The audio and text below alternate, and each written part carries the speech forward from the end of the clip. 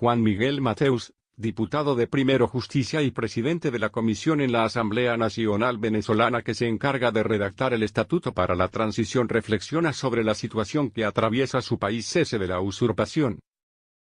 Esta es la hoja de ruta del presidente encargado de Venezuela, Juan Guaidó, que juró el cargo en un cabildo abierto el pasado 23 de enero. Gobierno de transición y elecciones libres. A pesar de que Nicolás Maduro todavía no ha dejado el poder, el jefe de la Asamblea Nacional Venezolana continúa en su empeño. Uno de los opositores que trabajan por ese cambio en Venezuela es el diputado del partido Primero Justicia, y presidente de la comisión en la Asamblea Nacional encargada de redactar el Estatuto para la Transición, Juan Miguel Mateus. Cada hora que Nicolás Maduro pasa en el poder son años de reconstrucción, ha explicado hoy en Madrid el legislador por el estado de Carabobo, en un debate organizado por la Fundación Konrad Adenauer. En su reflexión sobre la actual crisis venezolana, Mateus ha hecho hincapié en la grave situación que atraviesa el país latinoamericano, y en los estragos de la permanencia del hijo de Chávez en el poder. Una transición no se decreta, ha recalcado, calificando esa etapa como postcomunista y postgangsteril. No sabemos cuándo va a caer Maduro, ha subrayado el diputado. Además de que es una transición en el marco de una crisis, ya que Venezuela es un país en hambre, famélico. En opinión de Mateus, la jura de Guaidó supuso que la oposición retomara la conducción del proceso de transición, y también el renacer de la capacidad de movilización. Nicolás Maduro está derrotado, ha dicho el diputado de Primero Justicia, recalcando que una cosa diferente es que el régimen pueda estar derrotado.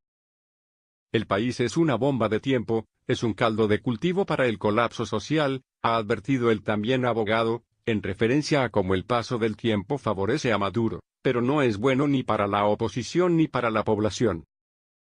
Venezuela se encuentra en plena crisis de apagones. El primero tuvo lugar el pasado 7 de marzo, la población sigue huyendo y la economía empeora, mientras el régimen ha inhabilitado y dejado sin inmunidad parlamentaria a Guaidó. Sin embargo, el presidente encargado ha vuelto a convocar marchas para el próximo miércoles. La tierra prometida de la oposición es que haya elecciones libres, pero el régimen no quiere eso, ha continuado Mateus, quien ha puesto como ejemplo de esa afirmación que la visita del Grupo de Contacto de la Unión Europea coincidió con la decisión de Maduro de inhabilitar a Guaidó. Presión internacional. A pesar del complicado panorama, el presidente de la comisión en la Asamblea Nacional encargada de redactar el Estatuto para la Transición ha señalado que Venezuela nunca ha estado tan cerca de una posibilidad de liberación como en la que estamos. La intervención militar no parece todavía una posibilidad, aunque no ha hablado de fechas previstas. Estados Unidos volvió a lanzar sanciones el pasado viernes, por lo que parece que la presión internacional sigue siendo la estrategia desde Washington. La intervención militar no está planteada, pero no está descartada, ha explicado. Estados Unidos decidió derrotar a Maduro con la ficha financiera, ha añadido Mateus, en referencia a los castigos anunciados el pasado viernes contra la alianza petrolera entre Venezuela y Cuba. La activación del artículo 187 de la Constitución que promueven algunos opositores, y que hace referencia en el numeral 11 a la posibilidad de solicitar una intervención militar extranjera. Mateus ha dicho que no se puede aprobar esta posibilidad porque no nos ha sido ofrecida. Preguntado por las soluciones para la salida de la crisis venezolana, el diputado opositor no ha mencionado ninguna acción concreta por la capacidad de resistencia del régimen.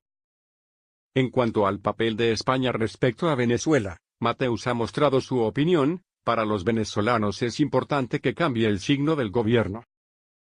Cuestionado también sobre la parálisis del levantamiento social, el diputado de Primero Justicia ha señalado que el miedo ha calado en la población.